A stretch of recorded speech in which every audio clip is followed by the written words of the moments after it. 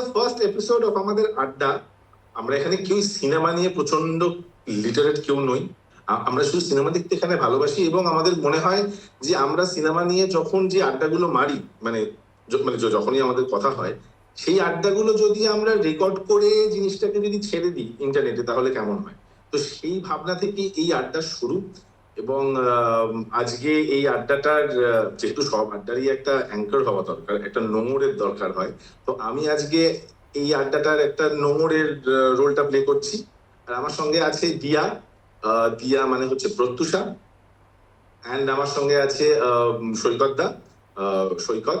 তো আমি এদের দুজনকে পুরো কনভারসেশন জুড়ে দিয়া আর সৈকত দা বলেই হয়তো আমি মেনশন করবো। অ্যান্ড আমরা আজকে যেই বিষয়টা নিয়ে কথা বলতে এসেছি, বা যেই সিরিজটা নিয়ে কথা বলতে এসেছি, সেই সিরিজটার নাম হচ্ছে অ্যাডোলেসেন্স। অ্যাডোলেসেন্স হচ্ছে নেটফ্লিক্সে একটা mini series, mini 4 part series, 4টে এপিসোডে এই সিরিজটা শেষ হয়ে যাচ্ছে। এবং the series is created by Jack Thorne and Stephen Graham. আর ডিরেক্টর হচ্ছে Philip Barantini, if I am not wrong. আমার প্রোনাউন্সিয়েশনটা ভুল হলে প্লিজ ক্ষমা করে দেবেন। অ্যাডোলেসেন্স সিরিজটা যেটা হয়েছে গিয়ে, সেটা হচ্ছে গিয়ে অনেক জায়গাতে মানুষকে অনেকভাবে নাড়া দিয়েছে। ঠিক আছে, মানে সাধারণ মানুষ যারা দেখেছে এবং যারা বুঝেছে, তাদের মধ্যে কোথাও না কোথাও এই সিরিজটা একটা গভীর জায়গায় গিয়ে হার্ট করেছে। তার কারণ এই মোমেন্টে ইন্টারনেটে চারিদিকে যা চলছে সেগুলো আমাদের বাচ্চারা, যারা ওই বয়সটা দিয়ে পার হচ্ছে, মানে 12, 13, 14, the peak age of adolescence, তখন তারা ইন্টারনেটে ওই জিনিসগুলোকে কনজিউম করছে, এবং কনজিউম করে সেগুলোকে সত্যি মানছে, মেনে নিয়ে তারা তাদের জীবন স্টাইল বা তাদের মেন্টালিটিটা সেইভাবে গ্রো করছে। এবং অ্যাডোলেসেন্স সিরিজটা আমাদের এক্স্যাক্টলি সেইটাই দেখায়, যে ইন্টারনেটের ডার্ক সাইডটা যখন কোনো বাচ্চার উপরে প্রভাব ফেলে, তখন সেই প্রভাবটা ফেলার পর কি কি ঘটতে পারে, দ্য কনসিকুয়েন্সেস অফ ইট। তো আমি ইন্ট্রোডাকশনটা দিয়ে দিয়েছি, and I have a few questions. যে কোয়েশ্চেন্স গুলো আমি করবো, মানে এটা ঠিক প্রশ্ন না, আমরা জাস্ট আড্ডাটাকে একটা সার্টেন দিকে নিয়ে যাওয়ার চেষ্টা করছি, যাতে আমরা এইদিক ওদিক না চলে যাই। তো my first question is to Dia and Saikat da, is why is adolescence an important series of this generation? মানে এই প্রজন্মের জন্য adolescence একটা ইম্পর্টেন্ট সিরিজ কেন হয়ে থেকে যাবে বলে তোদের? আমি ফার্স্টে যাচ্ছি সৈকত। আমার একদমই পার্সোনালি যেটা মনে হয়েছে অ্যাডোলেসেন্সটা দেখে, সেটা হচ্ছে যে আমাদের সময়েও আমাদের শৈশবটা যেরকম ছিল, আজকের শৈশবটা তার থেকে একটু জটিল। সময় চেঞ্জ হয়েছে, জিনিসপত্রের অ্যাভেলেবিলিটি চেঞ্জ হয়েছে। তো আমাদের সময়েও পড়াশোনার চাপ ছিল, পরীক্ষায় ভালো রেজাল্ট করার চাপ ছিল, বাবা মার শাসনের চাপ ছিল, কিন্তু তার সঙ্গে একটা সাংঘাতিক জিনিস যেটা অ্যাড হয়েছে নতুন, that is called social media. এবং এই সোশ্যাল মিডিয়াটা অ্যাড হওয়াতে যে প্রবলেমটা যেটা হয়েছে, সেটা হচ্ছে যে এখন ইনস্টাগ্রামে, ফেসবুকে আমার পোস্টে কে কটা লাইক দিল, কে কটা কমেন্ট করলো, কেউ কোনো কথা বললো কিনা। এবং তুই যেভাবে শুরু করলি যে সোশ্যাল মিডিয়ার দুনিয়াটা এমন একটা বাবল তৈরি করেছে, যে বাবলটা একটা সাংঘাতিক ইম্প্যাক্ট ফেলছে আজকের শৈশবের ওপরে, কৈশোরের ওপরে। যেখানে দিকে দেখা হয়েছে 13 বছর বয়সের যে ছেলেটা জাস্ট টিনেজে ঢুকছে, এই সময়টা আগের থেকে অনেক বেশি জটিল হয়েছে বলে আমার পার্সোনালি মনে হয় এখনকার দিনে। এবং সেইখানে তার চাওয়া পাওয়া, তার লুকিং টুয়ার্ডস ডিফারেন্ট থিংস, পৃথিবীকে দেখার যেভাবে তারা দেখছে, সেইটা অনেকটাই জটিল হয়েছে। এবং সেটা অনেকটা বোঝার জন্য, জানার জন্য, এবং বাবা মার ভূমিকা কি হতে পারে সেইটার বোঝার জন্য হয়তো এই সিরিজটা ভীষণ ভীষণ ইম্পর্টেন্ট। এই সিরিজে এমন ভাবে দেখানো হয়েছে জিনিসপত্র, সেই জন্য আমার মনে হয়েছে adolescence is a very important one, because specially বাবা মাদের জন্য এই সিরিজটা দেখা ইজ ভেরি ইম্পর্টেন্ট বলে আমার মনে হয়েছে। দিয়া, তোর কি মনে হয়, মানে কি জন্য অ্যাডোলেসেন্স ইম্পর্টেন্ট হয়ে থেকে যাবে, বা এটা একটা যে দলিল হয়ে থেকে যাচ্ছে, সেটা কেন? দেখ, আমার মনে হয় অ্যাডোলেসেন্স সিরিজটা এমন এক, মানে ফ্র্যাঙ্কলি স্পিকিং, আমি যদি আমার পার্সোনাল এক্সপিরিয়েন্স বলি আমি এই সিরিজটা নিয়ে, আমার কাছে এটা কিন্তু একটা আই ওপেনার সিরিজ। মানে এমন অনেক কিছু আমি এই সিরিজটা থেকে জানতে পেরেছি regarding the current tin generation, যেটা প্রবাবলি আমি জানতাম না, ইন দ্য সেন্স মানে I was aware of a few things related to that, but এটা কতটা আরও ডার্ক ইনসাইড এটার ভিতরে থাকতে পারে, কতটা ইটস মানে how deep the tunnel is, সেইটা সম্পর্কে আমি অ্যাওয়্যার ছিলাম না। তো অ্যাডোলেসেন্স আমার মনে হয় এই কারণেই ইম্পর্টেন্ট, মানে সিরিজটা কেমন, সিরিজটা হাউ ব্রিলিয়েন্টলি মেড, এটা যদি আমি সাইডে সরিয়েও রাখি, সিরিজটার যে মেসেজটা, the content of the series, সেটা খুব impactful. The reason being, again what Saikat shed is, এমন অনেক মানে আজকের দুনিয়া is internet driven, is social media driven. আমাদের অ্যাডোলেসেন্ট মানে আজকে আমাদের জেনারেশনই তো আজকের প্যারেন্টাল জেনারেশন। তো আজকের প্যারেন্টাল জেনারেশন বা আমাদের থেকে একটু বড়, মানে আমাদের দাদা দিদি একটু বড় যারা, তারা যদি প্যারেন্টাল জেনারেশন হয়, মানে people who are in their 30s and 40s, তারা হয়তো ইন্টারনেট পেয়েছে, কিন্তু তারা ইন্টারনেট জবে পেয়েছে, they have started using internet for research purposes, পড়াশোনার পারপাসেস বা এন্টারটেনমেন্ট পারপাস, ইউটিউবে ভিডিও দেখছে হেন তেন। তারপরে আস্তে আস্তে সোশ্যাল মিডিয়া শুরু হলো, কিন্তু সোশ্যাল মিডিয়াতেও the language of social media, the language of emojis, সেই জিনিসটা এত কুইকলি ইভলভ করছে।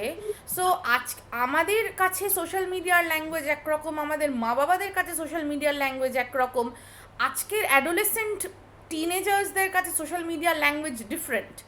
তো সেই কারণে আমার মনে হয় যে it is important to understand the psyche of today's generation.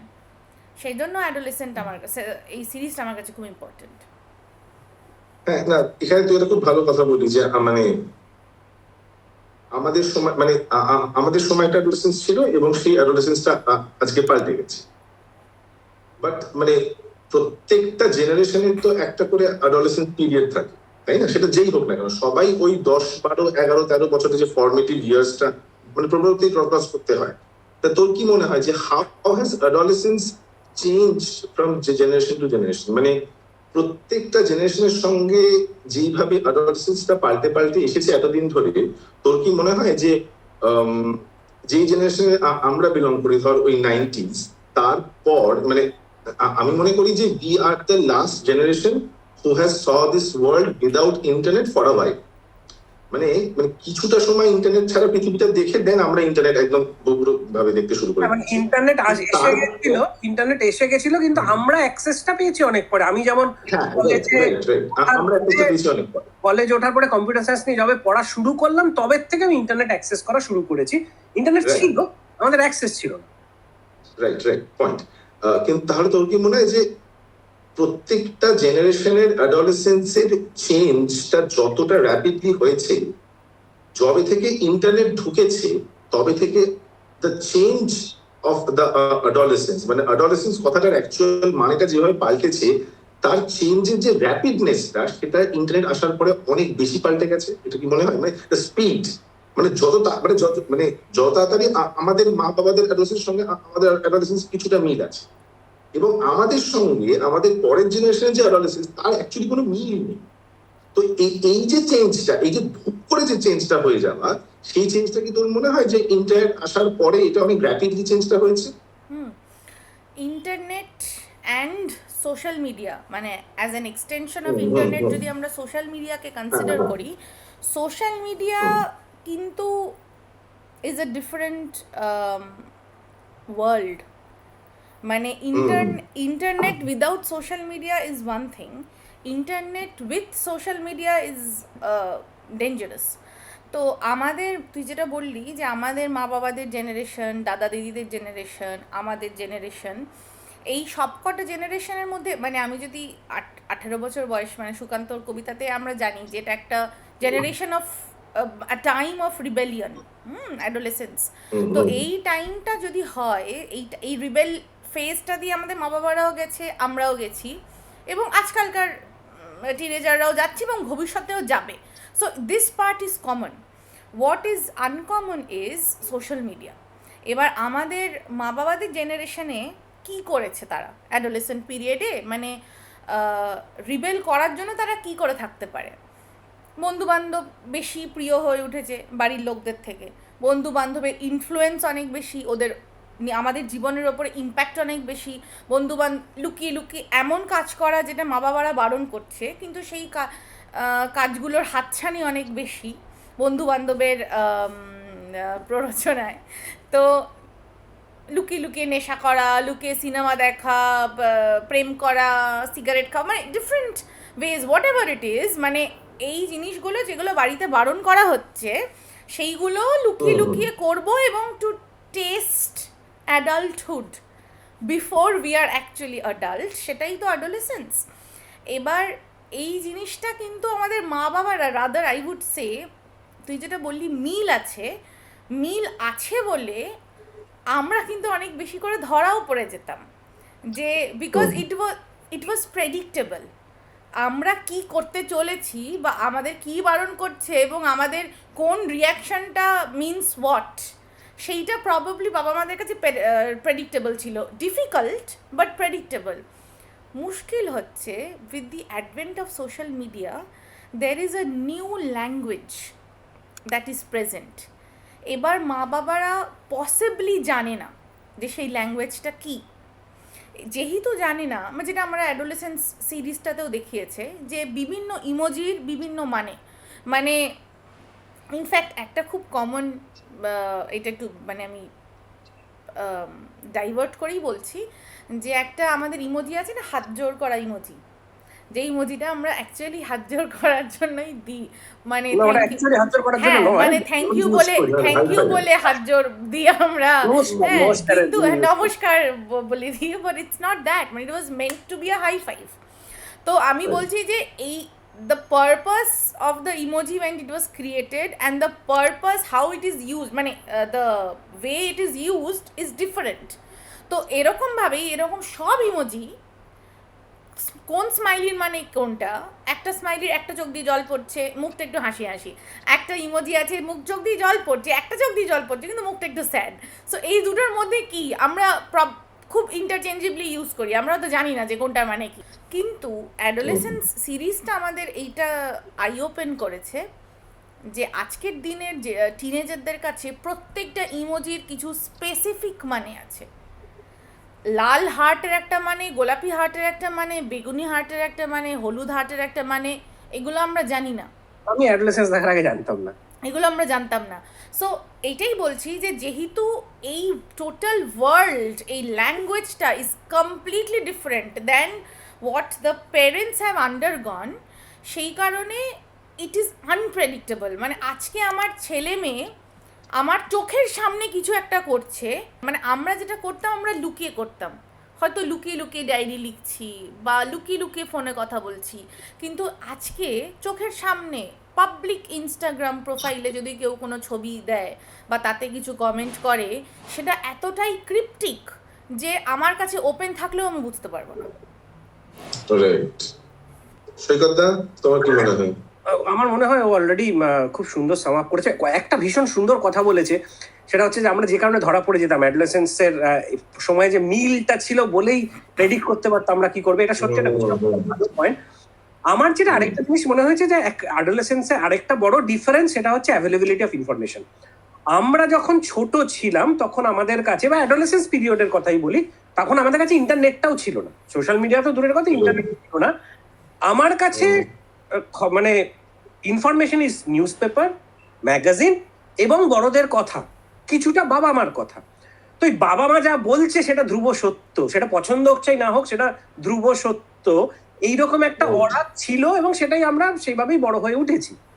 এখন even if we keep social media aside, তুমি যেটা বলছিলে যে কিপ ইন্টারনেট অ্যাসাইড, আমি উল্টোটা বলছি, even if we keep social media aside, ইন্টারনেটে এত ইনফরমেশন অ্যাভেলেবেল, যারা এখনকার ছেলেমেয়েরা এত সুন্দর মানে সার্চ ইঞ্জিন ইউজ করতে পারে, সার্চ করে এখন একটা, এবং যেহেতু ইনফরমেশন অ্যাভেলেবেল, এবং আমরাই কিছু কিছু ক্ষেত্রে লোকজনকে বলছি যে যা বলবে বিশ্বাস করবে না, দেখো, বোঝার চেষ্টা করো, তো সেইটা তারা ইন্টারনেটে ইউজ করছে এবং ইউজ করছে। যেমন বাবা একটা কথা বলেছে, আমার মা একটা কথা বলেছে, তারা রিলেটেড সার্চ করে 50টা জিনিসপত্র পেয়ে গিয়ে তারা দেখছে যে আমার বাবা মা যেটা বলছে সেটা সত্যি নাও হতে পারে। অ্যাটলিস্ট ইন্টারনেট বলছে যে এর একটা অন্য দিক আছে, কিছু কিছু ক্ষেত্রে ইন্টারনেট বলছে না তোমার বাবা মা যেটা বলেছে ভুল। স্পেশালি মেন্টাল ওয়েলবিং নিয়ে আমাদের সময় ধর কিছু না, মন খারাপ, যা একটু বন্ধুদের সাথে গল্প করে আয়, গান শুনে আয়, একটু গান শুন, একটু খেলে আয়। ব্যাপারটা খুব লাইট করা হতো, which was not definitely which was not right, সেটা অন্য একটা অ্যাসপেক্ট আমরা হয়তো এখন বুঝতে পারি। কিন্তু এই যে অ্যাভেলেবিলিটি অফ ইনফরমেশন এত বেড়ে গেছে, সেজন্য যাদের কথা আমাদের সঙ্গে আমরা ধ্রুব সত্য বলে মনে করতাম, আমার মনে হয় এখনকার ছেলে মেয়েরা সেটাকে ভ্যালিডেট করার সুযোগ পাচ্ছে, কিছু ক্ষেত্রে করছে, করে দেখছে যে না আমার বাবা মা তো সবসময় ঠিক কথা বলছে, হয়তো নয়। তো ন্যাচারালি সেখানে একটা বড় গ্যাপ তৈরি হচ্ছে। এবং আমার আরেকটা ধারণা যেটা, সেটা হচ্ছে আগেকার জেনারেশনস গুলোর যে স্প্যান ছিল, যেটাকে আমরা একটা জেনারেশন দুটো জেনারেশন বলি, I think you are absolutely right ভাইয়া, সেই স্প্যানটা ভীষণ কমে যাচ্ছে। জেনারেশন এক্স থেকে জেনারেশন ওয়াইতে যেতে যতটা সময় লেগেছে, এখন কিন্তু একটা জেনারেশন থেকে আরেকটা জেনারেশন যেতে তার থেকে হয়তো সময়টা কম লাগছে, কেননা things are changing real fast. এই যে তুমি বললে না যে মানে মা বাবা যেটা বলতো সেটাই হচ্ছে কি ধ্রুব সত্য, তো সেইখানে মানে in the adolescence period how important is parenting? তোমার কি মনে হয় সৈকত, তুমি বলো, যেহেতু তুমি লাস্টে ওটা বলবে যে মা বাবারা যেটা বলবে সেটাই যখন সত্যি হচ্ছে, তখন তারা সেখানে তো মা বাবাদের উপরে একটা মানে বৃহৎ দায়িত্ব যে ছেলে মেয়েকে সেই সময় তুমি যা বলবে, সেটা ইনফরমেশন হোক, সেটা কোনো মরাল ভ্যালুজ হোক, হোয়াট এভার, সে ওটাকেই ভাববে যে মানে বিকজ এই দুখানা মানুষই আমাকে মানে আমাকে বড় করছে, আমাকে খাওয়াচ্ছে, আমি তাদের সঙ্গে থাকছি, তো অবভিয়াসলি কাইন্ড অফ তারাই আমাদের কাছে ভগবান হয়ে যায় ওই সময়টা। তো মাই পয়েন্ট ইজ যে মা বাবার দায়িত্বটা তাহলে সেই সময় কতটা বড় হতে পারে, বা হাউ ইম্পর্টেন্ট ইজ প্যারেন্টিং, বা how difficult is parenting in those years, কি মনে হয়? অ্যাডোলেসেন্স পিরিয়ডে শুধু নয়, parenting was always difficult, but আমার ধারণা এখন ইট হ্যাজ বিকাম অ্যাবসলিউটলি মানে হার্ড অ্যান্ড মানে difficult to a different level. আমাদের সময়ও ন্যাচারালি যেটা প্রত্যুষা বলছিল যে বাবা মা কিছু কথা বলতো কিন্তু বন্ধুরা একটা অন্য জিনিস বোঝাচ্ছে, সেটা আমরা করতে চাই। আমার বাবা আমাকে বহুদিন আগে একটা কথা বলেছিলেন, আমি ছোটবেলায়, তখন বাবা মার কাছে প্রজাপতি বইটা দেখেছিলেন। প্রজাপতি বইটা দেখে আমার বাবা কিন্তু আমাকে বলেননি যে মানে বকাঝকা করেননি। আমার সত্যি কথা মনে পড়ছে না বাবা বলেছিলেন না মা বলেছিলেন, হয়তো মাই বলেছিলেন, কারণ এসব কথাবার্তা মার সাথেই বেশি হতো। আমায় মা বলেছিলেন যে বইটা তুমি পড়ে পড়ো, এই বইটা পড়লে, এখন পড়লে তুমি বইটার থেকে যে জিনিসটা বুঝবে সেই জিনিসটা ঠিক বোঝা নাও হতে পারে। তো এই যে জিনিসটা, সেটাও তখন অ্যাডোলেসেন্স পিরিয়ডে, সেটা মানে parenting, I felt that was, মানে এখন বুঝতে পারি। আমি পরবর্তীকালে আমি কথাটা শুনেছিলাম, আমি জানি না কেন শুনেছিলাম, আমি শুনেছিলাম এবং শুনে পরবর্তীকালে পড়েছিলাম এবং আমার সামনে রিয়েলাইজ করেছিলাম যে প্রজাপতির গল্পের মধ্যে এমন অনেক জিনিসপত্র রয়েছে, স্পেশালি সেক্সটাকে এমন ভাবে ওখানে ডিসক্রাইব করা হয়েছে, আমি আরো অনেক অল্প বয়সে পড়লে হয়তো আমার সেটা সম্বন্ধে সত্যি ভুল ধারণা হতে পারতো, বা সাহিত্যটার ব্যাপারটা আমি হয়তো বুঝতাম না। তো ঠিক একই রকম ভাবে এই অ্যাডোলেসেন্স পিরিয়ডে প্যারেন্টিং চিরকালই ইম্পর্টেন্ট, বাট আমার মনে হয় এখন যেটা প্রত্যুষা বলছিল রাইট, যে আমার চোখের সামনে ঘটছে, আমরা লুকিয়ে লুকিয়ে এটা করতে পারি, আমার বাবা মারা জানতেন, তারা সেভাবে নিজেদের প্রিপেয়ার করতেন বা ঠিক ধরে ফেলতেন। এখন চোখের সামনে বসে থেকেও আমরা সেটা ধরতে পারছি না। সো অ্যাডোলেসেন্স পিরিয়ডে parenting has become difficult and has become more important for sure, because somehow বাবা মাকে আরো বেশি ছেলে মেয়েদের সাথে কানেক্টেড থাকতে হবে। আমাদের সময় কিন্তু এতটা কানেক্টেড না থাকলেও চলতো, ছেলে মেয়েদের এমন ছেলে মেয়েরা পড়াশোনা করছে, একটু মাঝে মধ্যে দেখা পড়াশোনা ঠিকঠাক করছে কিনা, খেলা পড়াশোনার মধ্যে ব্যালেন্স আছে কিনা, সেইটুকু দেখলেই চলে যেত। কিন্তু এখন তো ব্যাপারটা মানে সোশ্যাল মিডিয়ায় কি করছে, এবং শুধু তাই নয়, সোশ্যাল মিডিয়া কি করছে তার মানেটা কি সেইটা জানা এবং তাকে সেই জিনিসগুলো থেকে গার্ড করা, এটা তো has become even more important this days. দিয়া, তোর কি মনে হয় how important is parenting in those years? Like parenting in general is a very probably the most difficult task in this universe, কারণ if you go wrong there, তাহলে you can create a monster for this universe. We don't want that. আর সেটা not necessarily মানে একটা ভুল parenting, বা মানে আমি ভুলই বলছি, আমি খারাপ বলছি না, কারণ কেউ হয়তো খুব ইচ্ছা করে চায় না, যারা একটু কনশাস, কেউ ইচ্ছা করে চায় না যে আম, আমি আমার সন্তানের ক্ষতি করব, কিন্তু যদি এমন কিছু ভুল তারা করে ফেলে, সেই ছেলেটি বা মেয়েটির জীবনটা সারা জীবনের মতো শেষ হয়ে যেতে পারে, এবং তাদের অ্যাসোসিয়েটেড যারা লোক হতে চলেছে ভবিষ্যতে, তাদের জীবনেও এমন অ্যাডভার্স ইম্প্যাক্ট হতে পারে ওই একটি মানুষের জন্য। তো আমার মনে হয় parenting in general is very critical, important, whatever, but adolescence now, যেহেতু এটা ফরম্যাটিভ ইয়ার্স, তো একটা চাইল্ড, সে তার ভ্যালিউজ, তার আইডেন্টিটি, তার কনসেপ্ট, এগুলো অনেক বেশি করে তার দৃঢ় হতে থাকে, বা রাইট মানে তার আইডিয়াসগুলো, তার ইডিওলজিগুলো তৈরি হতে থাকে অ্যাডোলেসেন্সে। তো it is, and also it is very easy, আর বিকজ ওই it is the time probably you start assimilating a lot of information, আর হয়তো আমি ঠিক অ্যানাটমিক্যালি বলতে পারবো না যে ব্রেন হঠাৎ করে সেই সময়টা ডেভেলপ করে কি করে না, ওইটা আমি বলতে পারবো না, বাট হরমোনাল চেঞ্জেস হয় ফর শিওর। hormonal changes হয় for sure.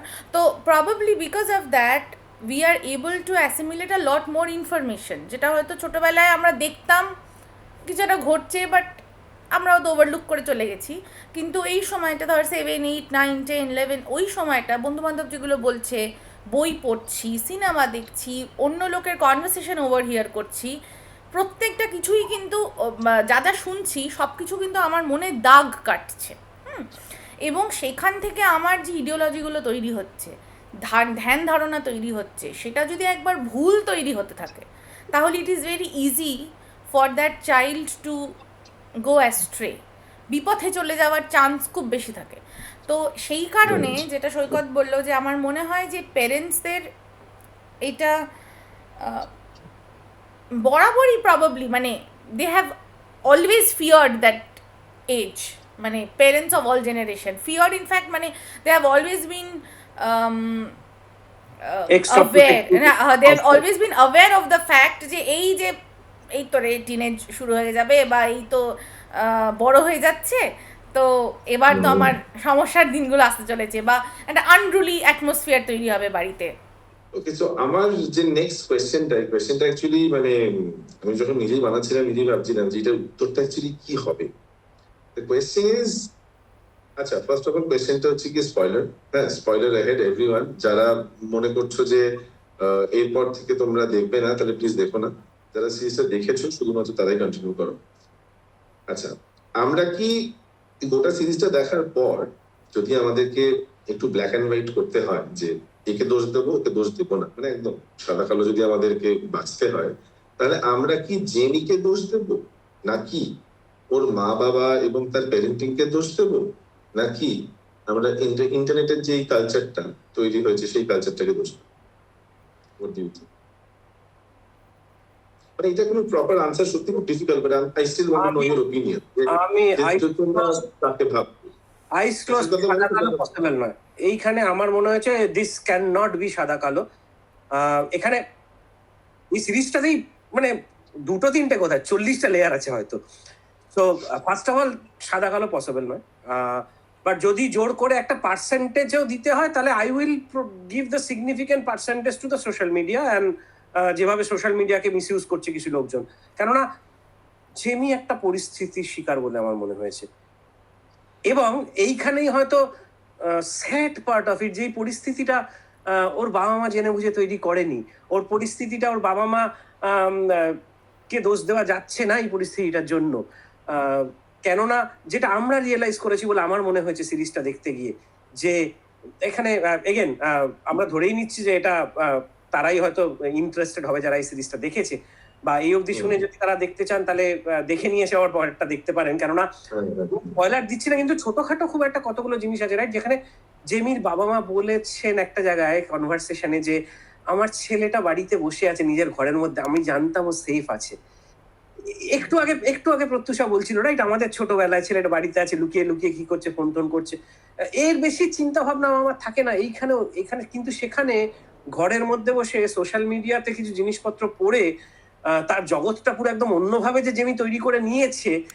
প্রথমত জেমিকে তো দোষ দেওয়াই যাবে না, কেননা জেমির এতটাই ছোট, জেমির ভালো মন্দ ঠিক বেঠিক বোঝার সেন্সটাই তৈরি হয়নি। সেটাই ফর্মেটিভ ইয়ার, যেটা প্রত্যুষা বলছিল, যে he is even just starting that formative year, he is not even in that formative years all yet. তো এখানে আমার মনে হয় না যে এটা একটা কাউকে দোষ দেওয়ার জায়গা আছে। It's a collective failure of the society. ভাইয়া বলো একটা।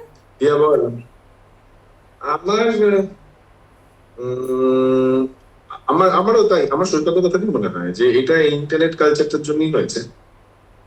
মানে ইনফ্যাক্ট এরকম যত আরো এরকম কেসেস আমরা দেখবো ইন ফিউচারে, সেগুলো সবই মানে ইন্টারনেটে যেহেতু একটা কোনো মানুষ এসে তোমাকে সার্টেন একটা কথা বলছে এবং সেই কথাটা তুমি শুনে কোনোভাবে একটা ইনস্টিগেট হয়ে যাচ্ছ, এবং হয়ে যাওয়ার পর you are learning a different kind of language, এবং এই যে সৈকত যেটা বললো যে ইমোজি, আলাদা আলাদা ভাষা, সেই ভাষা শুনে আমি সেটার উপরে অন্যভাবে রিয়াক্ট করে ফেলছি। মানে এইটা একটা বিশাল ডমিনো এফেক্টের, মানে সেই একটা ছোট কিছু থেকে শুরু হতে তারপর লাস্টে কত বড় জিনিস একটা যে পাথরকে ওটা ফেলতে পারবে, মানে ইউ ক্যানট ইভেন ইমাজিন। যে আমি আমার, ঠিকই তো, যে আমি আমার ছেলে মেয়েকে ইন্টারনেটটা দিয়েছি, তারপর যে সেটা আলটিমেটলি কোন অব্দি চলে যেতে পারে, মানে এইটা আর মানে যদি আমায় খুব রূঢ় হয়ে বলতে হয় তাহলে বলতে হবে যে হ্যাঁ, যে যে যে মা বাবা ছিল সেই মা বাবাকে কেন সারাক্ষণ তোমার জেমি ফোনে কি দেখছিল, কি ঘাঁটছিল,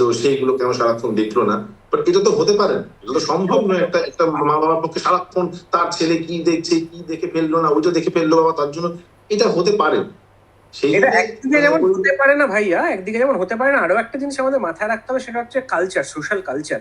এইখানে বিদেশে কিন্তু এরকম একটা ব্যাপার আছে যে ছোটবেলা থেকেই শেখানো প্রাইভেট স্পেস, প্রিভেসি, এবং সেখানে এইটাকে বাচ্চাদের বোঝানোর জন্য বাবা মা একটা আলাদা স্পেস দেয় ছোটবেলা থেকেই, যে যাতে ওরা শেখে ভবিষ্যতে বড় হয়ে অন্যদেরকে স্পেস দেওয়ার। তো সেই জন্য এটা it's just literally not possible. সেই জন্য, এবং ওই একটা ইন্টারনেটের ভাষা থেকে যে এইরকম একটা জায়গায় চলে যেতে পারে, এটা আমার মনে হয় কেউই ভাবতে। যদি স্পয়লার বলতে হয়, আমরা সবাই জানি অ্যাডোলেসেন্ট সিরিজটা 4টি এপিসোড। আমরা সিরিজটা ফার্স্ট এপিসোডেরই শেষে এটা রিভিল হয়ে গেছে যে Jamie is the perpetrator, he is the killer. তো অ্যান্ড অলসো মেকার্সরাও এটা ক্লিয়ার করে দিয়েছেন যে this is not a whodunit. তো জেমি মেরেছে কি, জেমি খুনটা করেছে কি করেনি, এইটা খুঁজে বার করা এই সিরিজটার উদ্দেশ্য নয়। এই উদ্দেশ্যটা প্রবাবলি যে what drove Jamie to do this, মানে the question is why. It's more of a whydunit, কেন করেছে, রাইট। তো এই কেনর আনসারটা আমার মনে হয় it is not simple, and it is a combination of multiple factors, এবং তার মধ্যে একটা ফ্যাক্টর ডেফিনেটলি সোশ্যাল মিডিয়া। কিন্তু আই উইল নট সে যে সোশ্যাল মিডিয়া, শুধু সোশ্যাল মিডিয়ার জন্যই এটা হয়েছে, বা শুধু মানে বা হয়তো রং প্যারেন্টিংয়ের জন্য সোশ্যাল মিডিয়া দিয়ে ইনফ্লুয়েন্সড হয়ে যাচ্ছে। তো আমি কয়েকটা পয়েন্টস বলছি যেগুলো আমার মনে হয়। 1 নম্বর হচ্ছে যে জেমির বাবাকেও কিন্তু আমরা দেখেছি যে he had some anger management issues. জেমির বাবার কথাও আমরা শুনেছি, মানে জেমির ঠাকুরদার কথাও আমরা শুনেছি জেমিরই মুখে, যে he also had some anger management issues. এবং জেমির বাবাও এটা বলেছেন যে খুব মারতেন উনি, খুব ফিজিক্যালি ভায়োলেন্ট হতেন। তো তার মানে this is also probably a streak, a behavioural pattern in their family, মানে in the males of their family. কিন্তু জেমির বাবা এটাও বলেছেন যে he has been trying hard not to be like his father, তাই তো? তো এটা ওনার একটা conscious attempt to break away from that toxic pattern. এবার ওইটা করতে গিয়ে হোয়াট হি হ্যাজ ডান, মানে নিজের রাগ ডিসঅ্যাপয়েন্টমেন্ট আমি হয়তো প্রকাশ করব না, হয়তো খুব ভায়োলেন্টলি প্রকাশ করব না, বা খুব এইটাকে চাপতে গিয়ে হয়তো হি হ্যাজ বিকাম আ লট মোর ইনএক্সপ্রেসিভ, যেইটা হয়তো অগেন জেমির ক্ষেত্রে ইম্প্যাক্ট করেছে। ইনফ্যাক্ট জেমি বারবার করে ওর বাবার ক্ষেত্রে এই যে কথাটা বলে যে he always felt he was not good enough.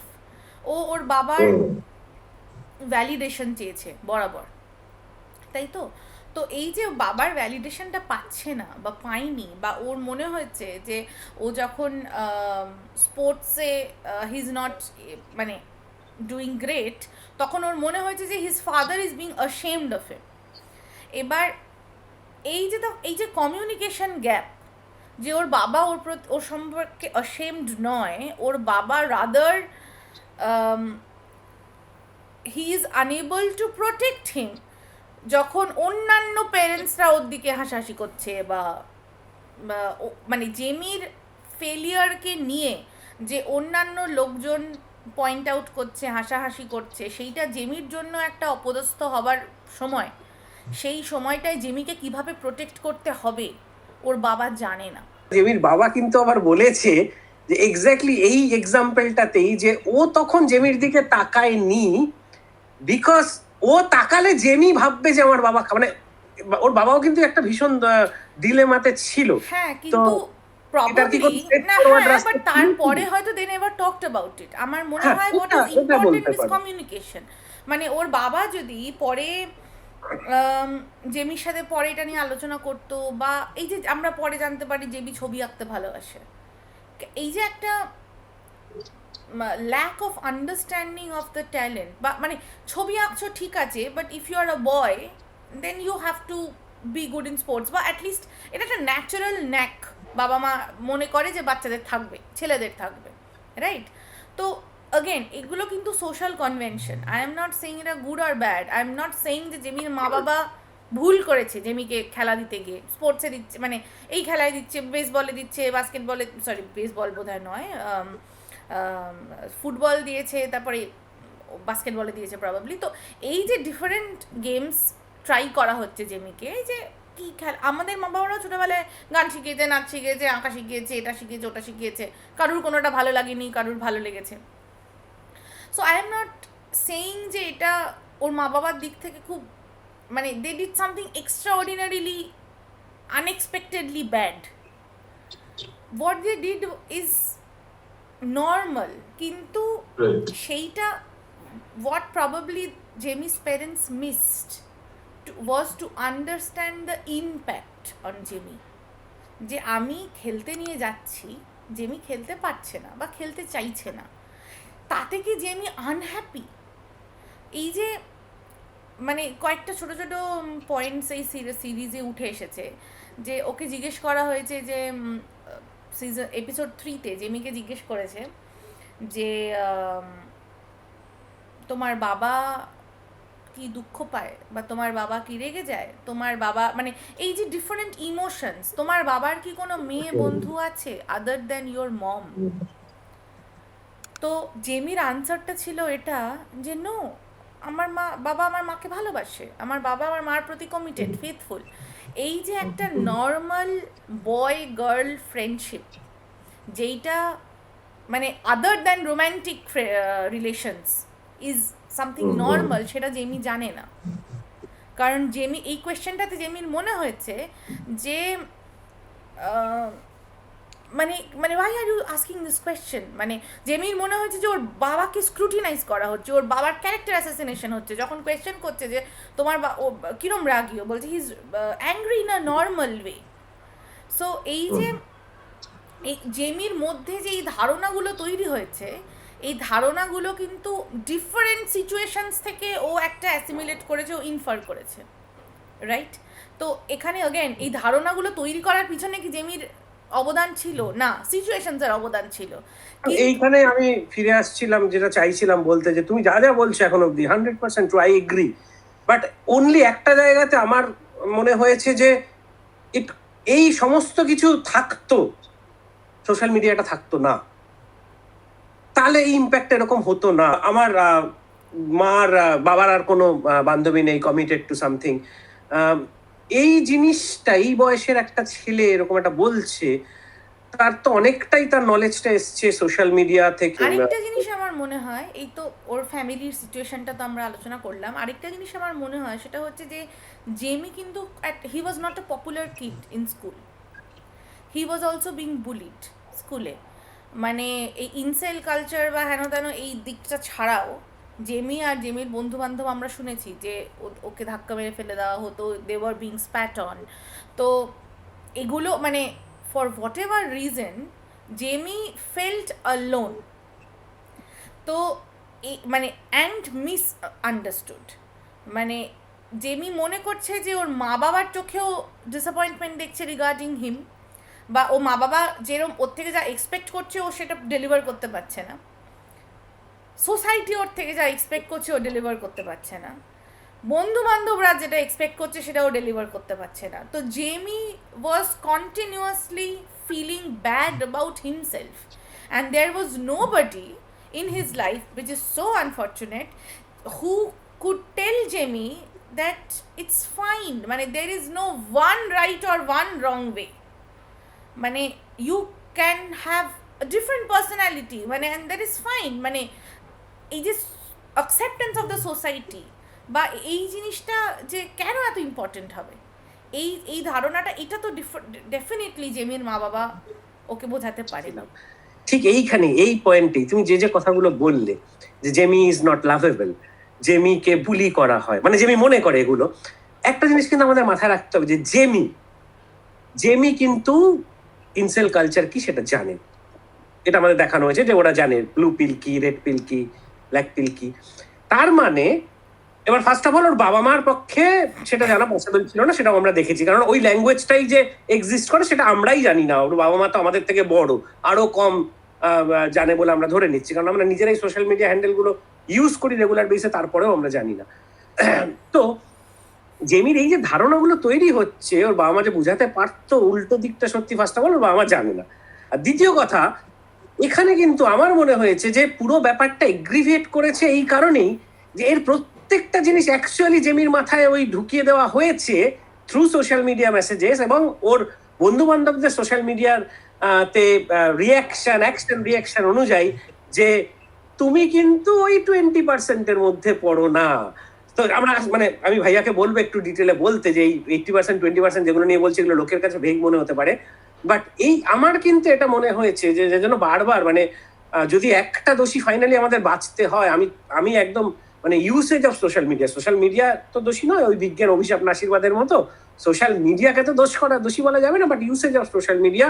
এবং আমরা জানি যে এটা নিয়ে এরকম প্রচুর লোকজন আছে যারা সোশ্যাল মিডিয়াকে এরকম ভাবেই ইউজ করছে, লোকজনকে বোঝানোর চেষ্টা করছে যে কিছু জিনিসপত্র আছে যেগুলো অ্যাকচুয়ালি তোমরা ভুল দেখো, তোমরা ভুল জানো। সত্যি, এবং এখানে তো সিরিজে ডাইরেক্টলি নামটা ইউজ করা হয়েছে, মানে Andrew TET doesn't feature here but his name is being used. আমি সেইটা রেসটা ধরেই একটু ভাইয়াকে বলবো যে ভাইয়া তুই যদি একটু ব্রিফ করিস, তারপরে আমরা যেটুকু আমাদের নলেজ আছে সেটা বলবো, যে ব্লু পিল, রেড পিল এবং ইনসেল কালচার, এবং maybe you can start with who is Andrew Tate. হ্যাঁ, তো অ্যান্ড্রু টেট এইগুলো নিয়ে যদি একটু বলিস তাহলে। আমি ব্লু পিল রেড পিলটা দিয়ে বলে দিই আগে, যে ব্লু পিল রেড পিল তো শুরু হয়েছিল হচ্ছে ম্যাট্রিক্স সিনেমা থেকে, ঠিক আছে? যারা ম্যাট্রিক্স দেখেছে তারা জানে। হ্যাঁ, ও মানে ব্লু পিল রেড পিলের বেসিক কনসেপ্টটা ম্যাট্রিক্স সিনেমায় ওই নিওকে দিয়েছিল, ওই লোকটার নামটা ভুলে যাচ্ছি, সিনেমাটার মানে দুখানা পিল দেওয়া হয়েছিল, বলেছিল যে তুমি যদি ব্লু পিল নাও তাহলে যেটা ঘটছে অলরেডি যেই ডিজাইনটা করা আছে, যে গ্র্যান্ড ডিজাইনটা কেউ না কেউ একটা করে রেখেছে, সেটার মধ্যেই তুমি থাকবে।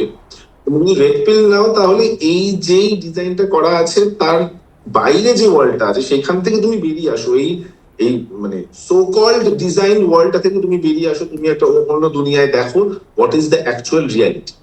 এবং সেটাও বলা হয়েছে যে অ্যাকচুয়াল রিয়ালিটিটা maybe harsh, but that is the actual reality. তো তুমি হ্যাঁ বলছো যে that is the actual reality, তুমি যদি ওইটাকে যদি তুমি সহ্য করতে পারো তো প্লিজ। এই জন্যই বলা হয় যে যারা রেড পিল নেয় তারা খুব মানে ভীষণ ব্রেভ এন্ড কারেজিয়াস এইগুলো। এবার অ্যান্ড্রু টেটের উত্থানটা তো হঠাৎই হয়েছে না, মানে অ্যান্ড্রু টেট তো আমার মনে হয় সবাইরই প্রথমে অ্যান্ড্রু টেট ইউটিউব শর্টসেই এসেছিল, তারপর লোকজন ওকে নিয়ে সার্চ করে দেখতে গেছে যে এটা অ্যাকচুয়ালি কে। মানে খুব বেশি যদি কিছু বলি, অ্যান্ড্রু টেট হচ্ছে একজন ইউটিউব ইনফ্লুয়েন্সার বা সোশ্যাল মিডিয়া ইনফ্লুয়েন্সার যে অ্যাকচুয়ালি প্রচুর ইনফ্লুয়েন্স করেছে মানুষজনদের, প্রচুর মানুষজনদের অ্যাটলিস্ট ভাবিয়েছে এই মোমেন্টে দাঁড়িয়ে যে ও যেটা বলছে সেটা লোকজন কিন্তু অ্যাকচুয়ালি শুনেছে, সেটা ওর বলার ধরন হোক হোয়াট এভার হোক, বা লোকজন শুনেছে, ইনফ্লুয়েন্সড হয়েছে। আচ্ছা, এইবার সেকেন্ড হচ্ছে কি যে 80-20 যে কনসেপ্টটা বলা হয়েছিল, এইটা হচ্ছে মানে খুব পাতি ভাষায় বললে যে 80% of all the women in this whole world is attracted to 20% of the very high functioning and rich men. এইটা অ্যান্ড্রু টেটের একটা থিওরি, এবং শুধু অ্যান্ড্রু টেট বলবো না, অ্যান্ড্রু টেটের শুধু তো অ্যান্ড্রু টেট নয়, তার সঙ্গেও তো আরো এরকম অনেক ইনফ্লুয়েন্স আছে। মানে আমরা অ্যান্ড্রু টেটের নাম নিচ্ছি কারণ অ্যান্ড্রু টেট এদের সবাই ধ্রুবতারা হচ্ছে, ঠিক আছে, মানে হ্যাঁ, মানে একটা শাইনিং স্টার, যে যারা রাইট, হ্যাঁ, প্রমিনেন্ট ফিগার, কিন্তু এছাড়াও বহু প্ল্যাটফর্ম আছে, বহু মানুষজন আছে যারা কিন্তু এই সেম কথাটাই বলে আসছে যে যে 80% of all the women in this world is attracted to 20% of the men, বা even less 10% of all the men, বা 5% of all the men। তো যখনই এই 20% অফ অল দ্য মেনের মধ্যে, তার মানে কি হচ্ছে যে বাকি 80% যে মেন গুলো আছে তাদের সবাইকে চেষ্টা করতে হবে ওই 20% এর মধ্যে ঢুকতে। তুমি যদি ওই 20% এর মধ্যে ঢুকতে পারো, তবেই তোমার কাছে একটা মানে কি বলবো, মানে মানে একটা প্রচুর চয়েসেস অফ গার্লস, মানে একদম প্রচুর মানে তোমার কাছে চয়েস আছে, তুমি স্বয়ংবর করে নিতে পারো পুরো একদম। মানুষজন এইটাকে ভেবে নিয়েই তো মানে এটা কিন্তু মানুষজন মেনে নিয়েছে অ্যাকচুয়ালি, এটাকে মেনে নিয়ে তো মানুষজন মানে তর্কও করে, মানে এইটাকে মেনে নিয়ে লোকজন ডিবেট করে, লোকজন এটাকে সত্যি ভেবে নিয়েছে, এবং লোকজন এটা কিন্তু ভাবে যে অ্যান্ড্রু টেট আমাদের এই রিয়ালিটিটা দেখিয়েছে, যে রিয়ালিটিতে 80% of women is attracted to 10% of the high functioning men। আমাদের দেশে আমরা তো কালে কালে দেখেছি যে মানে ওভারঅল যদি আমি ইন্ডিয়াটাকে একটা স্পেকট্রাম হিসেবে দেখি, যে ছেলে মেয়েদের যে বিয়ে হয়, barring the few privileged people in urban sections, যেখানে they have the liberty of choosing their partner or mate, সেইটা বাদ দিয়ে ম্যাক্স 99% অফ ইন্ডিয়ান পপুলেশন, যে তাদের মধ্যে কিন্তু যাদের যদি সেটা অ্যারেঞ্জ ম্যারেজ হয়, তাহলে সেখানে কীরমভাবে অ্যারেঞ্জ ম্যারেজটা হচ্ছে, সবসময় কি এইটা দেখে যে ছেলেটা সুন্দর দেখতে কিনা, বা ছেলেটার টাকা আছে নাকি। মানে first of all arrange marriage কনসেপ্টটাই তো 80-20 মানে এই চয়েসটাকে ব্রেক করে দেয়, তাই না? ইউ আর অ্যারেঞ্জিং সামথিং, এখানে তো আমার অ্যাট্রাকশন বা চয়েসের জায়গায় আসছে না। সেকেন্ড অফ অল, যদি বা চয়েস আসে, মানে আমার কাছে 40টা পাত্র, পোটেনশিয়াল পাত্রর চয়েস এলো, আই এম চুজিং। তো arrange marriage works both ways, মানে the patra is also choosing the women, it's not only মানে অ্যান্ড্রু টেট বা পিপল হু ফলো হিম, তারা যেটা মনে করে যে দ্য ওম্যান বা the lady who is choosing is at a higher stand বা পেডেস্টাল, একটা স্বয়ংবরের মতো, তার কাছেই এই সমস্ত ক্ষমতা আছে ছেলেদের চুজ করার। এবং তুমি মানে ছেলেরা সবাই তীর্থের কাকের মতো বসে আছে, সে যদি কোনো মহিলার দয়া তার দৃষ্টি তার উপরে পড়ে। কিন্তু এর ঠিক অপোজিটটাকে আমরা আমাদের দেশে দেখি না। আমাদের দেশে তো রাদার আমরা এটা দেখি যে আমি আমার পরিচিত বহু লোকের নাম জানি, আমি কোনো প্রদেশ বা কোনো সারনেম বা কোনো কাস্ট আমি না নিয়েই বলছি, মানে না উল্লেখ করেই বলছি যে আমি জানি যে অমুক প্রদেশের অমুক কাস্টের, তার মানে তার এত ডাউরি ধার্য, সে উইদাউট এনি কোয়ালিফিকেশন। তো ছেলেটা যাই হোক না কেন, আমরা এটা জানি ওর বাবার ব্যবসা আছে তাই ছেলেটার সাথে বিয়ে দিয়ে দেওয়া হয়, তাই না? ওর কাকা মিলিটারিতে ছিল বা ওর কাকা পঞ্চায়েত প্রধান, তার বিয়ে দেওয়া হয়, ভালো ফ্যামিলি, এই কথা বলে তো কত লোকের বিয়ে হয়েছে, কত মেয়ের বিয়ে হয়েছে। সেখানে the meye has no liberty to choose. হ্যাঁ, কিন্তু এখানে এর পরেও Andrew Tate, first of all Andrew Tate ইংলিশে বলে, আমি ধরে নিচ্ছি এরকম প্রচুর সোশ্যাল মিডিয়া প্ল্যাটফর্ম আছে যারা সেগুলোতে হিন্দিতে ট্রান্সলেট করে আমাদের দেশের বিভিন্ন জনগণের কাছে পৌঁছে দিচ্ছে। তারপরেও অ্যান্ড্রু টেটের থিওরি, 80-20 থিওরি আমাদের দেশের ছেলেরা বিশ্বাস করছে, তার কারণটা যেটা আমার পার্সোনালি মনে হয় এটা হচ্ছে মানুষ ছেলেরা তো বেসিক্যালি পলিগামাস, ছেলেদের একটু ছুকছুকানি বেশি, লেটস বি ঠিক আছে। এবার সোশ্যাল মিডিয়াতে আসায় যেটা হয়েছে, তুমি যেটা বললে যে আজকে আমাদের ভারতবর্ষের কোনো একটা প্রত্যন্ত, সেটা পশ্চিমবঙ্গ হতে পারে, বিহার হতে পারে, রাজস্থান হতে পারে, উত্তরপ্রদেশ হতে পারে, তার একটা প্রত্যন্ত গ্রামে একটা ছেলে, সে সোশ্যাল মিডিয়াতে তার নিজেরই স্টেটের কোনো একজন মহিলাকে বা একটি মেয়েকে দেখছে বিভিন্ন রকম ড্রেস করে রিল বানাচ্ছে, মনে মনে তাকে কামনা করছে।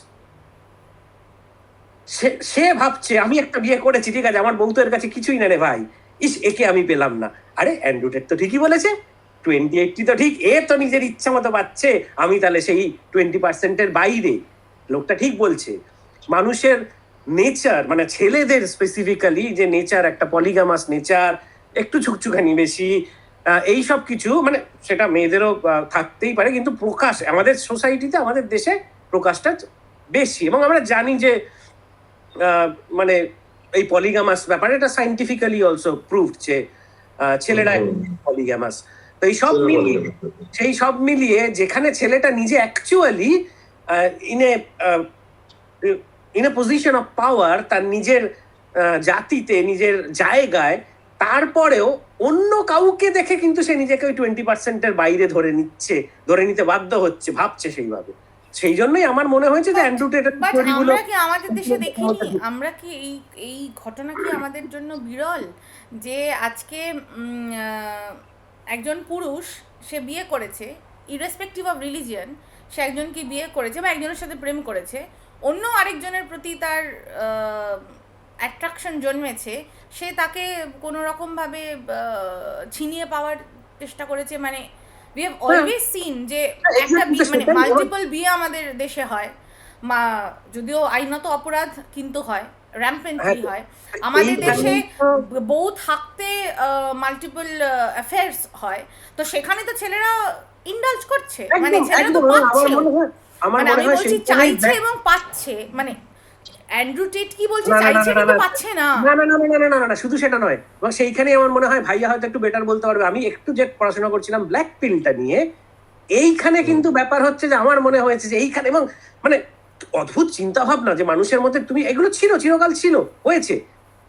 অ্যান্ড্রু টেট বা এরার মতো লোকজন বলছে যে এইভাবেই ছিনিয়ে নিতে হয়, তুমি যখন পারবে না তোমাকে জোর করতে হবে, তুমি ঘৃণা তৈরি করো এই সমাজের এগেনস্টে, এই সিস্টেমের এগেনস্টে, আর যদি তোমাকে পেতে হয় তাহলে এইভাবেই ছিনিয়ে নিতে হবে, কামড়ে ছিঁড়ে কুবলে নিয়ে নাও। তো এবার লোকজন যারা এইগুলো করেছে চিরকাল, তারা ভাবছে তাদের তো একটা অ্যালিবাই, যারে আমি তো এই 20%-এর মধ্যে পড়তে পারছি না, আমাকে তো এইভাবেই করতে হবে, এইভাবেই ছিনিয়ে নিতে হবে। পড়তে পারছি না এটা ভাবছে, হয়তো তারাই ভাবছে যারা বা তারা এটার প্রতি ইনফ্লুয়েন্স হচ্ছে বা এই কথাগুলোকে বেদবাক্য বলে মনে করছে, যারা এটা দেখছে যে আমার কাছে একটা চয়েসের অপশান আছে। মানে ইটস লাইক আমি কাউকে অ্যাপ্রোচ করলাম, সে আমাকে রিফিউজ করার ক্ষমতা রাখে। আমাদের দেশে একজন পুরুষকে রিফিউজ করার ক্ষমতা কটা মেয়ের, এই লিবার্টি অফ চয়েস কটা মেয়ের থাকে? হ্যাঁ, কিন্তু এগ্রি, কিন্তু তারপরেও ব্যাপারটা হচ্ছে যে আমাদের সোশ্যাল, আমাদের লিগাল প্রসেস যা আছে, তাতে তো সেই একটা ছেলের জন্য একটাই বউ থাকা উচিত, তার বাইরে থাকা পসিবল নয়। এখানে ইনসেল কালচারে কিন্তু ওরা এটা ভাবছে না যে আমি মাল্টিপল পার্টনার চাইবো, এখানে ওরা রাদার বলছে যে আমি চেয়েও একটাও পাচ্ছি না। হ্যাঁ, চেয়েও একটা পাচ্ছি না, সেজন্য তারা ওই কি অ্যান্ড্রু টেট কিন্তু বলছে যে তুমি মানে মাল্টিপল ওয়াইফ রাখো বা একটা ওয়াইফ রাখো এবং তার সঙ্গে অনেকগুলো গার্লফ্রেন্ড রাখো, এটা কিন্তু অ্যান্ড্রু টেট বলছে। এবং অ্যান্ড্রু টেট কিন্তু এইটা বারবার করে বলছে যে women should be respected, women should be protected, women are the most precious thing in this world. কারণ এটা হচ্ছে ওর পাবলিসিটি গিমিক। এটা একদম এই কারণে বলছে বিকজ ও তো একটা হায়ারার্কি বিলিভ করে। অ্যান্ড্রু টেট তো একটা ম্যান ওম্যান হায়ারার্কি বিলিভ করে। ইয়েস, না ও ম্যান ওম্যানের জেন্ডার রোলসটাও বিলিভ, একদম ও মনে প্রাণে বিশ্বাস করে। এবং ও এটা বলছে যে আমার অনেকগুলো গার্লফ্রেন্ড থাকতে পারে, কিন্তু আমার কোনো গার্লফ্রেন্ডের আর কোনো এক্সট্রা কোনো অ্যাফেয়ার থাকবে না, আমি বাদে। তো এটা কিন্তু অ্যান্ড্রু টেট বলছে। এবং অ্যান্ড্রু টেট কিন্তু সামহাও ইনসেল কালচারটাকে কিন্তু মানে অ্যাগেন ডাইরেক্টলি প্রমোট করছে না। আমি যেটা আগের দিন বলছিলাম যে হয়তো মানে কি বলবো, মানে অ্যাক্সিডেন্টালি ইনসেল কালচার হয়তো জাস্ট এটা প্রমোট হয়ে যাচ্ছে, বাট অ্যান্ড্রু টেট ডিরেক্টলি কিন্তু ইনসেল কালচারটা প্রমোট করছে না। ও কিন্তু প্রমোট করছে যে ও প্রমোট করছে পলিগ্যামি। অ্যান্ড্রু টেট প্রমোট করছে কিন্তু অজস্র মেয়ে নিয়ে তুমি থাকো, প্রচুর মেয়ে নিয়ে থাকো, এবং তুমি একটা টেবিলে মায়ামিতে যখন যাবে, তোমার টেবিলে যখন 37টা মেয়ে থাকবে, তখন আরো 3টে মেয়ে যখন ঢুকবে ওই ক্লাবে, তখন তোমার ওই টেবিলে যদি 37টা মেয়ে থাকে আর পাশে একটা টেবিলে যদি কোনো মেয়ে না থাকে, তাহলে 3টে মেয়ে ওই 37টা মেয়ের টেবিলেই জয়েন করবে। হ্যাঁ, এটা হচ্ছে কিন্তু অ্যান্ড্রু টেটের ধারণা। তার সাথে অ্যান্ড্রু টেট এটাও বলছে যে নট এভরিওয়ান, মানে not every man is capable of having that 37 women. একদম ঠিক আছে, একদম, ও তো বলছে যে এবং ও তো টপ বলছে 5%, হ্যাঁ এবার পাঁচটা ছেলের কাছে 40,000টা মেয়ের অ্যাক্সেস থাকে। তো এইটা যেহেতু এবং অ্যান্ড্রু টেট বাকি বলছে, যারা এবং এটাও বলছে যে ওই 5টার ওই 5%-এ ঢোকার জন্য ছেলেদের কি কি করতে হবে, মানে you have to be physically strong, you have to be so called masculine ইত্যাদি। তো আই থিঙ্ক আমরা অনেকক্ষণ ডিসকাশন করলাম, অনেকক্ষণ আলোচনা করলাম, which brings me to the last question. সৈকতদা, what do we learn from this series? আমরা এই সিরিজটা থেকে অ্যাকচুয়ালি কি শিক্ষা নিই, বা যদি শিক্ষা না বলে যদি বলি রিয়েলাইজেশন বা উপলব্ধি, এটা আমাদের কি হয় এই সিরিজটা থেকে দেখে? তোমার কি মনে হয়? What do you think? আমার কাছে এটা একটা আই ওপেনার, একটা সাংঘাতিক আই ওপেনার। আমি যেভাবে আমি খুব এক্সট্রোভার্ট, আমি প্রচুর লোকজনের সাথে মিশি, এবং আমি অফিসে আমি যখন ছোটদের সাথে কাজ করি যারা অফিসে নতুন, আমার ধারণা ছিল যে আমি খুব ভালো বিভিন্ন জেনারেশনের লোকজনের সাথে মিশে যাই এবং আমি খুব up to date. Now I realise I am not. I realised যে lot of things specially on social media has changed. আমি বহু আগে থেকে সোশ্যাল মিডিয়া ইউজ করছি, অর্কুটের জামানা থেকে, যখন অর্কুট ছিল, ফেসবুক এলো, হোয়াটসঅ্যাপ তৈরি হলো, ইনস্টাগ্রাম এলো, সবই দেখেছি আমি। এবং যেহেতু আমি নিজে আইটি ফিল্ডে কাজ করি, আমি এর টেকনোলজির সাথে খুব জড়িত, ব্যাকগ্রাউন্ডে কিভাবে কাজকর্ম হয় সে সম্বন্ধে আমার যথেষ্ট নলেজ আছে। আমার ধারণা ছিল যে সোশ্যাল মিডিয়া মানে ধারণা ছিল যে আমি সোশ্যাল মিডিয়াটা খুব ভালো বুঝি, সোশ্যাল মিডিয়ার ল্যাঙ্গুয়েজ খুব ভালো বুঝি।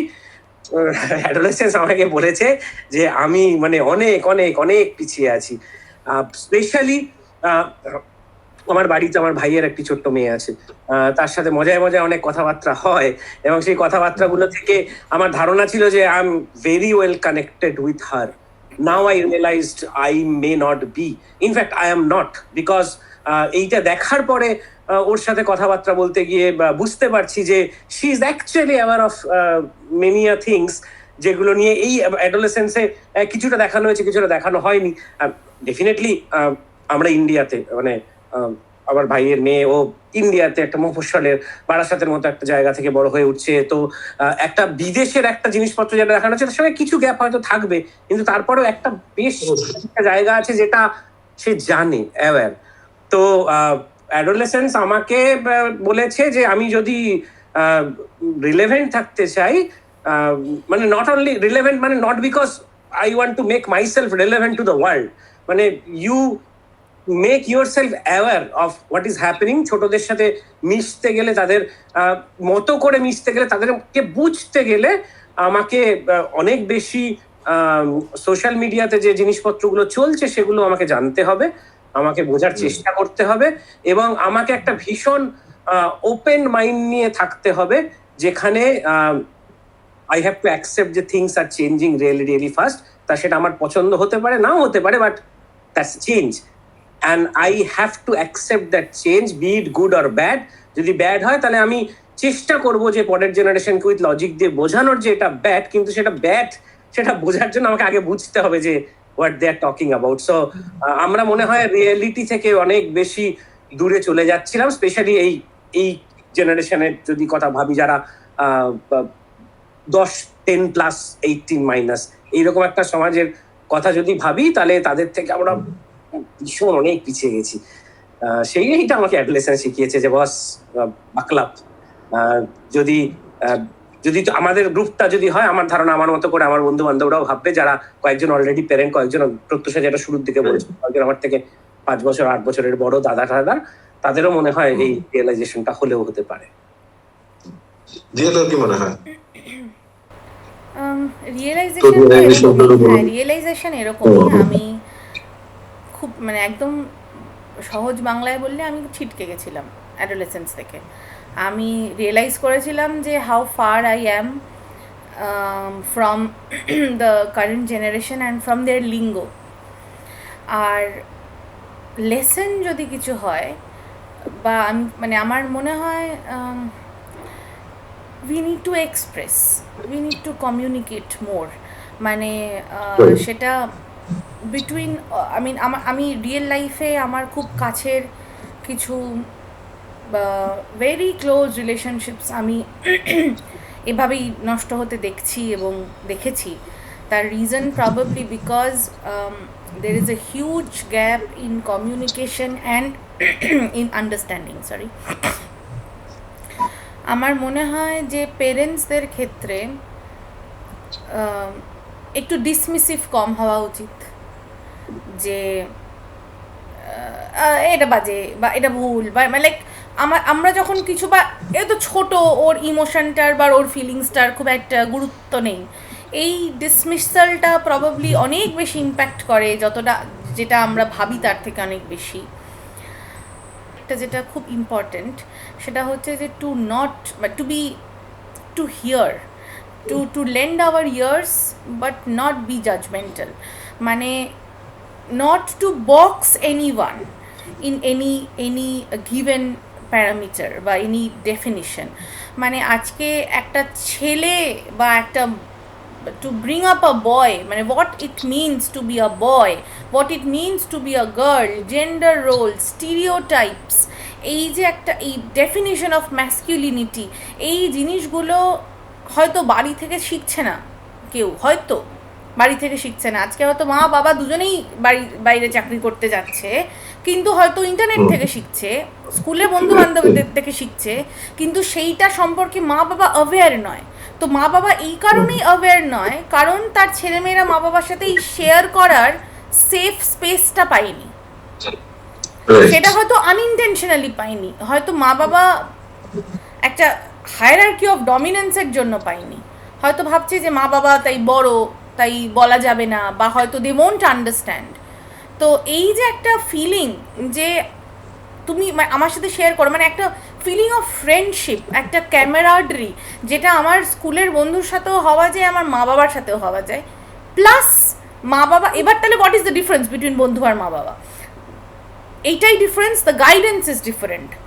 বন্ধু হয়তো অনেক কিছুই বলে দিতে পারে, কিন্তু মা বাবা হয়তো তোমার মধ্যে সেই ভ্যালিউজটা দিতে পারবে যে কোয়েশ্চেন দিস, তোমার বন্ধু এটা বলেছে তার মানেই যে সেটা একেবারে বেদ পুরাণ উপনিষদের মতো ধ্রুব সত্য হয়ে গেল, দ্যাটস নট ইট। মানে you have to question everything. We live in an age of misinformation. এখানে এত মানে অসত্য আমাদের চারিদিকে ঘুরে বেড়াচ্ছে, বা এত ক্রুকেড মাইন্ড আমাদের চারিদিকে আছে, এত কমপ্লিকেটেড ইনফরমেশন আমাদের কাছে আসছে, আমরা অ্যাসিমিলেট করছি, যেটা হয়তো এই মুহূর্তে মানে ছোট বাচ্চাদের পক্ষে তারা হয়তো বোঝার মতো ম্যাচিউরিটি হয়নি। তো এই যে এবার আমি একটা ইনফরমেশন পেলাম, আমি ইনসেল একটা শব্দ শুনছি, আমি তার বন্ধুরা আমাকে ইনসেল বলছে, আমাকে নিয়ে হাসি ঠাট্টা করছে, এই যে আমি নিজের মধ্যে গুটিয়ে যাচ্ছি, এইটা আমার মা বাবার কাছে এক্সপ্রেস করাটা ইম্পর্টেন্ট, এবং মা বাবার ওই বাচ্চাটার থেকে বের করে নেওয়াটা ইম্পর্টেন্ট যে তোমার স্কুলে কি হচ্ছে বা তুমি ওয়াই আর ইউ আনহ্যাপি। মানে এই যে মানে সামহাও আমার মনে হচ্ছে যে যদি আরেকটু লোকে কথা বলতো, মানে হয়তো আমি ডাইগ্রেস করছি, কিন্তু এই জেমির ফ্যামিলিতে জেমির একটা বোন, একটা দিদি আছে, রাইট? সো জেমির দিদির সাথে জেমির মার রিলেশনশিপটা যেভাবে দেখিয়েছে, আমার মনে হয়েছে ওখানে ওরা অনেক ওপেন, কিন্তু জেমির সাথে ওর মা বাবার রিলেশনশিপটাই ওপেন নয়, কারণ জেমিকে এই 4টে এপিসোড ধরে ওর মা বাবা কিন্তু বোঝার চেষ্টা করে যাচ্ছে, দে আর ট্রাইং টু অ্যাসেস কি হলো। না এইখানে আমার একটা বেনিফিট অফ ডাউট দিতে হবে ওর বাবা মাকে। আমি বারবার মানে আমার এটা মনে হয়েছে, সেটা হচ্ছে যে এটাও ভাবতে হবে যে জেমির দিদি একটু বড়, একটা সার্টেন মানে বেশ আমার ধারণা 4-5 বছরের বড় দেখিয়েছে জেমির দিদিকে, 16-17। একটা 13 বছরের বাচ্চার থেকে মানে যেটা যেটা আমি ছিটকে গেছিলাম, যেটা দেখে, যেটা আমি এখনো মানে ভেরি হার্ড টু বিলিভ, মানে দেখার পরেও বিভিন্ন ঘটনা পড়ার পরেও আমি somehow want to live in a different world, যেখানে আমি এখনো বিশ্বাস করতে পারছি না। আমার ধারণা ওর বাবা মার যতটা ওপেন, ওর মা বা বোনের যে রিলেশনটা হয়তো হতো আর 2-1 বছর বাদে, ওরা ভাবতে পারেনি যে 13 বছরের বাচ্চাটা এরকম একটা করবে। সো আমার মনে হয় I would conclude by saying this, আমার মনে হয় অ্যাডোলেসেন্ট সিরিজটাই কিন্তু আমাদের একটা পথ দেখিয়েছে। দ্য সেম থিং হ্যাপেন্ড, মানে দ্য গ্যাপ বা দ্য প্যারেন্টাল গ্যাপ বা the communication gap that happened between Jamie and his parents, same thing also happened between the police, the detective and his son, his son. right? The moment he realized, এবার ওনার fortunate উনি এইভাবেই, কারণ উনি সুযোগটা পেয়েছেন, জেমিন প্যারেন্টসরা সুযোগটা পায়নি, but the moment he realise যে this is happening, there is a huge understanding difference, তারপরে কিন্তু he tried to bridge that gap, ছেলেটাকে নিয়ে ছেলেটাকে বিশ্বাস করেছে, ও ছেলে যে কথাগুলো বলছিল এখানে হয়তো দেখিয়েছে সেটা কেসে হেল্প করেছে, কিন্তু ওই প্যারেন্টিং এর জায়গা থেকে ও যে ছেলেটাকে বিশ্বাস করলো, ছেলেটার কথাগুলো অ্যাকসেপ্ট করে নিল, আমি জানি না আমার সাথে রিঅ্যাক্ট করলো, that is a very good sign, you are absolutely right. হ্যাঁ, এই যে একটা বন্ধুর মতো মিশতে চাওয়া, হ্যাঁ বন্ধু উইথ গাইডেন্স, উইথ প্রোটেকশন, এমন না যে বন্ধু হয়ে যাওয়া মানে একদম ভেসে যাওয়া, যে তুমি যা চাইছো বিড়ি খাবে খাও, মানে সেটা নয়, কিন্তু তার সাথে যে এই একটা মানে আনলেস আমরা ওদের সাথে কথা বলছি, ওদেরকে আমরা এই স্পেসটা দিতে পারছি যে তুমি তোমার ভালনারেবিলিটি আমার কাছে এক্সপ্রেস করতে পারো, we will never know যে ওর মনে ওর মানে দ্য আনহ্যাপিনেস বা দ্য ইনসিকিউরিটিস কি কষ্ট আছে ওর, সেটা আমরা বুঝতে পারবো না, মানে আমরা মানে অ্যাজ ফ্যামিলি আমরা বুঝতে পারবো না। আর যদি ফ্যামিলিতেই কেউ না বলতে পারে তাহলে আর কোথায় বলবে? তারপরে তো সে বাইরে গিয়ে আর মানে তার এরকম পরিণতি হতে পারে আর কি। ভাইয়া তুই বল। আই থিঙ্ক আমি এখানে কিছু আমার সেরকম বলার নেই। অ্যাডোলেসেন্স থেকে আমার যেটা মনে হয় যে সবাই শিখেছে অনেক কিছু, and I think it has left a mark in everyone's mind. সবার মনে একটা কি বলবো, সেই ওয়াটার মার্ক বলা হয় না, যে ওয়াটার মার্ক অনেক দিন থেকে যায়, স্প্রিংস এর এতদূর নাকি ওয়াটার মার্ক সেটা এখনো আছে, মানে সেই জলের মার্কের মতো সে আজীবন থেকে যাবে এটা হয়তো। এবং এরকম সিরিজ আরো হওয়া উচিত, I think, just to show the society a mirror, একটা আয়না ধরার। অনেক সিনেমা হয় যেগুলো আয়না ধরে, অ্যাডোলেসেন্স কাইন্ড অফ একটা আয়না ধরে আমাদের কাছে এসে। আমার মনে হয় আমরা আজকে আড্ডাটায় সব রকমই জায়গাগুলোকে কভার করলাম, স্পয়লার দিয়েছি এবং কিছু জায়গায় আমরা অনেক কিছু বলিও নি, আমরা অনেক ফিলোসফিক্যাল আলোচনা করেছি। আই থিঙ্ক এটা শেষ আমাদের আড্ডাটা, it's an end to this topic and end of this episode. আপনারা যারা ভিডিওটা দেখছেন তারা প্লিজ ভিডিওটা লাইক করবেন, ভিডিওটা শেয়ার করবেন, কমেন্ট করবেন, আর এরকম আরো ইন্টারেস্টিং ভিডিওস দেখার জন্য বা আরো এরকম সিনেমা সংক্রান্ত আলোচনা বা অ্যানালিসিস বা আপনারা যাই বলতে পারেন দেখার জন্য প্লিজ চ্যানেলটিকে সাবস্ক্রাইব করবেন এবং please get the bell icon. Thank you very much. Thank you.